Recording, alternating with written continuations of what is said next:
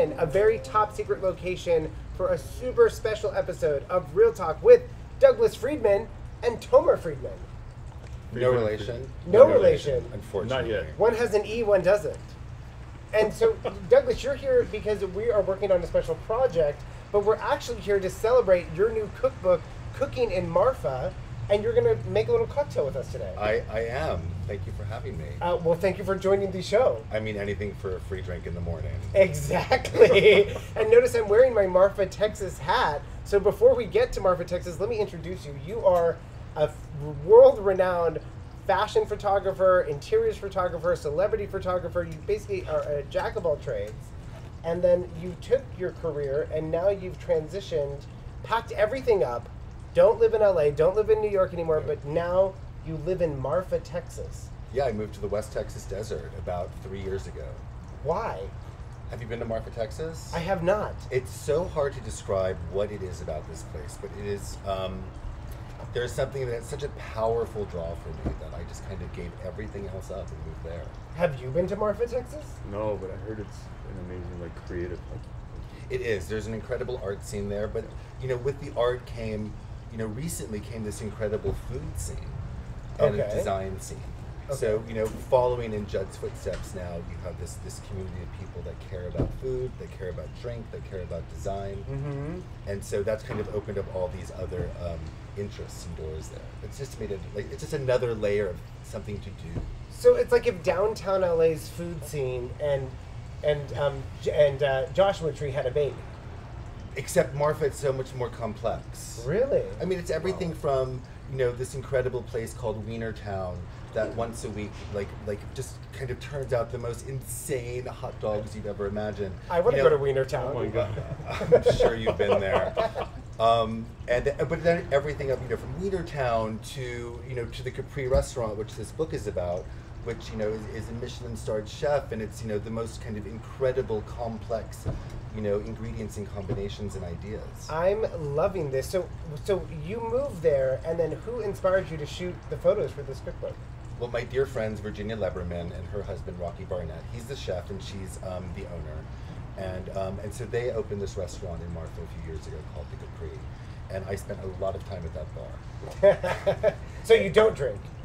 Hardly. Well, now I do. But and so anyway, so I spent a lot of time there, and I wanted something to do in Marfa besides just kind of exist in Marfa. So I asked them a few times if they wanted to work on a book with me.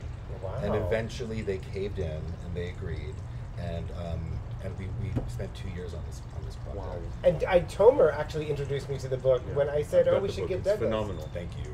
I burned down the kitchen with it. Yeah, the cooking is very difficult. I wouldn't say it's complicated. It's complex. Well, actually, there's a really easy Okay, recipe. difficult's the wrong word. It's hobby cooking. It's something that takes, you know, care and attention and a few hours. It to doesn't do. take that long to open a tin of caviar and slap it on a Frito. Okay, the caviar Frito. Oh my God, I love it. He loves caviar. And I love Frito. I love Frito. So that's his recipe. And you know, and Frito is kind of, it's a very Texas thing. Frito's Frito pie. Yeah. And it's also it's kind of the cleanest chip you can get. 'Cause You- it's it's just just corn so good. and salt and oil. But so So you, good. this is an episode, not an episode, a recipe in the book. Yes. You take Fritos and then you take Tomer's caviar and you eat it like it's kind of high-low. Oh, Yeah. it's so good. Which is It's kind so of, chic. but it also it's somewhat, it's very representative of Marfa. Yeah. This kind of this high, this low, and everything kind of mixes and comes together there. And I think we have a picture of you also are raising chickens. Can we cue up that photo, producer Alexis? I am. So you're raising chickens. You have a chicken coop, I have this chicken ranch. a chicken ranch. So during the 3.5 months of the shutdown, the quarantine, Mhm. I needed something to do. So I decided to restore and renovate and populate my neighbor's like derelict, defunct, old, like rusted, burned out chicken coop. Did you know how to do that? I had no idea. I was gonna say, did you just Google How many it? chickens are in the... We have 25, Wow. 25. and they'll be producing eggs by the end of the summer. I was gonna say, are you that neighbor who has so many eggs that you're just like giving them away for free? I will be. I was just down there with my neighbors last week, and we decided that we're going to expand. Wow. Yeah, so we're gonna grow the coop. amazing. I'm going to scoot my chair back a little bit. We're going to expand the cube. We've got to LA. I think they found out where we are. No, it's a secret. We're in a secret location. I love that. Well, the photos in the book are phenomenal. Just really, really captivating. The whole book is beautiful. It really does feel like this. It is, and it's a little bit more than a cookbook. The writing by Virginia Leverman is, there are these essays. It's not just about the food that comes out of this restaurant, but it's about the techniques, the culture. It's about the culture. Yeah, because where we are is sometimes it's referred to as occupied northern Mexico as a joke, but but we are surrounded by Mexico on three sides. So you're in the Chihuahuan Desert. So the influences of Mexican culture and Mexican cuisine, are so strong, and it's a very kind of unique situation that we find ourselves in. Do they embrace that culture? Yes. Or are they like still fighting with immigration, or are they really embracing the kind of we call it Mexicali here in California? But it's so far different. Like there's nothing kind of Californian about it. It's more. It definitely feels more Mexican than it does American. I mean, it's a culture that's so unique to that region of America. Right. It's a ranching culture, it's a desert culture, it's a Mexican culture. It all kind of comes together on the border there.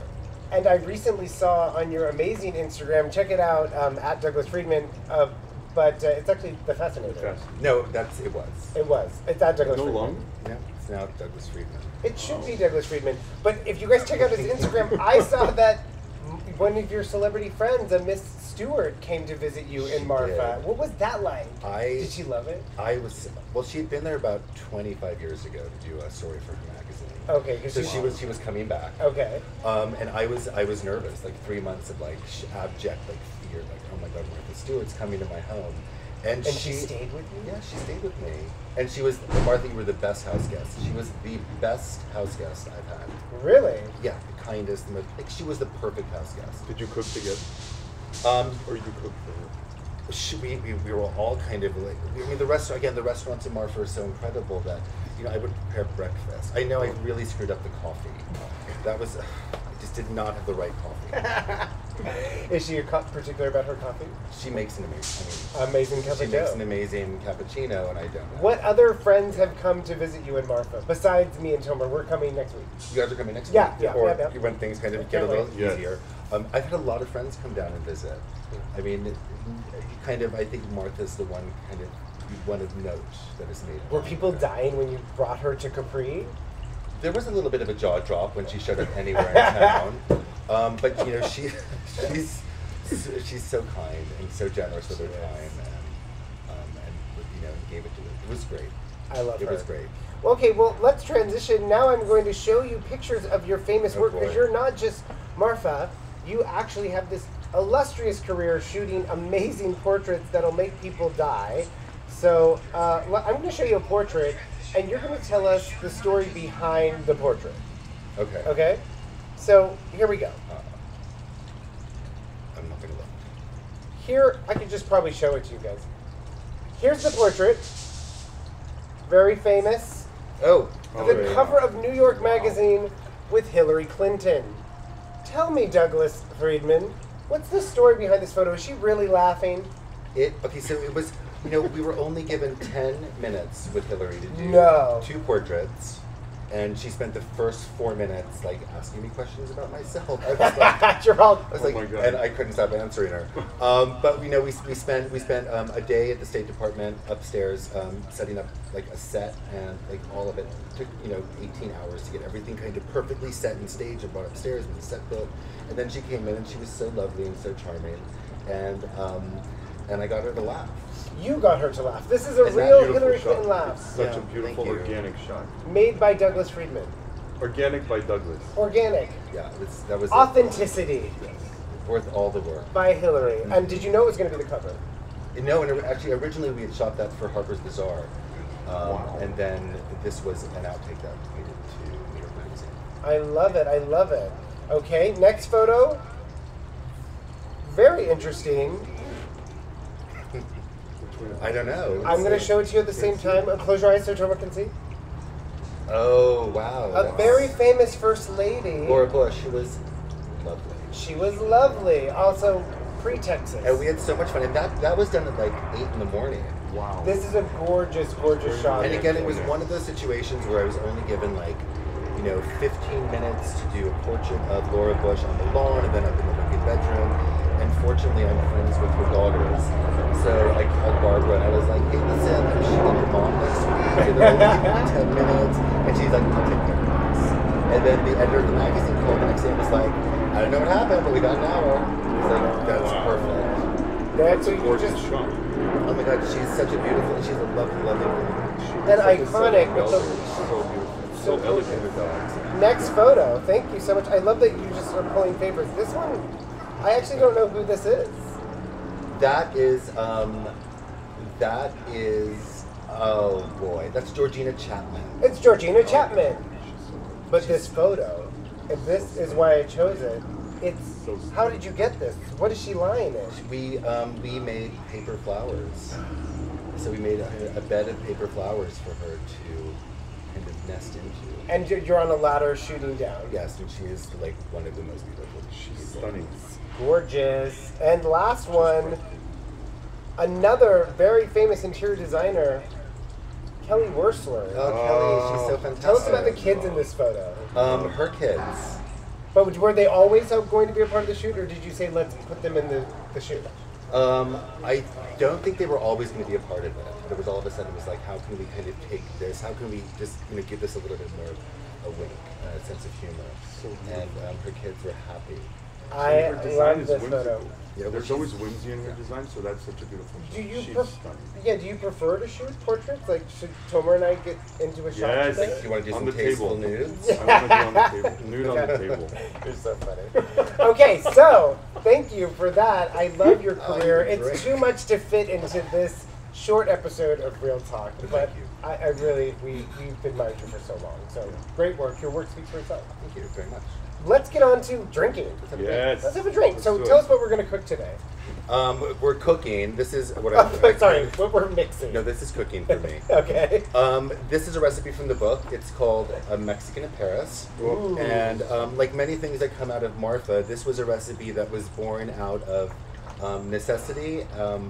One night, I wasn't there, but Virginia Leverman and Rocky were in need of a drink for some guests that had come in from out of town. All right. And all they had in their refrigerator or in their house was some tequila. I'm making Okay. This is for 4th of July. Casamigos. I Oh. tend to prefer. Oh. I think I made it a little. Okay, sorry. We're No, that's fine. I'm sorry. That's fine. We're not in Texas. We're not in Texas. We do in Texas. So it's tequila with champagne. I love that. I've never seen that. Mexican. The champagne cold? Ooh. Is the Paris. So good. So it's tequila and champagne, Wow. which is a surprisingly good mix. Very decadent. The jury is out. I can't wait to see it. So normally the recipe calls for limes because we have plenty of limes in West Texas. But here in our secret location, we weren't able to find limes or lime bitters. So we can substitute with orange bitters because that's how the recipe was kind of created anyway. And it's all about using what you have. Yeah. Yeah, so just And a Holmby couple is drops. infamous for its deficiency of lime. Well, I can't believe we can't find lime bitters in LA at all these liquor stores. It's okay. So Okay. anyway, so you would just do add a drop of bitters and then a twist Mm. as a God. garnish. Well, oh, I broke it. It's live. It's live. It's live. And then, Get the knife and cut them. and Yeah, well, then here. I'll just take this one. It's perfect. Ooh. Take this one. Okay. This one's for you. Okay. This one's for you. And we're having a Mexican in Paris. Oh, we love this. Tomer, would you like to make the toast? I mean, I think you should go first since you set this up. But thank you. I am going to give a toast to Friedman and Fridman. Two Douglas Friedmans. I'm very happy in my life, and to your new cookbook. Thank you so much. Cheers. Cheers. Cheers, everyone. Cheers. Cheers. Cheers. Cheers. Cheers. Eyes. Oh, it's so good, isn't it? Oh my God. Right?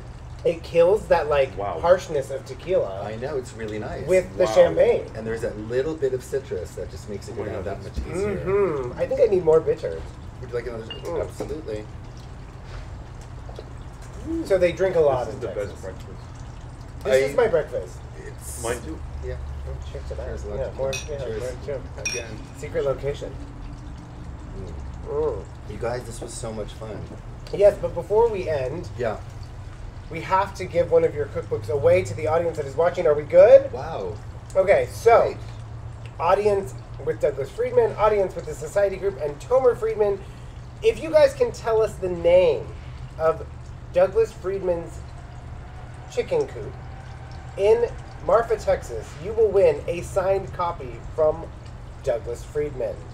Let's sign it. He's going to sign it while you guys do not Google. I think you sign on like this page. Let's see if I can- That page. Do not Google, but his chicken coop that holds 25 chickens. What's your favorite chicken's name? Peter the Great. Peter the Actually, Great. maybe it's Wendy Goodhen. Do Or they all Dr. have Gray. I don't know. I named him after friends. Dr. Gray? Well, after Ellen Pompeo. Yes. And Wendy Goodhen after Wendy Goodman, New York Magazine. Okay. So- And then Martha, well, the only cock, the only rooster is Marfa Stewart. And there's there's also, as a little hint, there's also a chicken named Burt Reynolds, and there's one called Dolly Parton. Do we have the correct answer from the audience yet? Who was the first to answer it? Producer. Are they all Amir. going crazy? I know the correct answer. I know. Tomer knows the Yes. correct answer. I know the answer. Such a good name. This is delicious. And who is Are we it? really waiting for someone to Who is it? come in live? There's a few. There's Really? a few. There's a few, but I'm trying to see Who's the They're first getting it one? right though.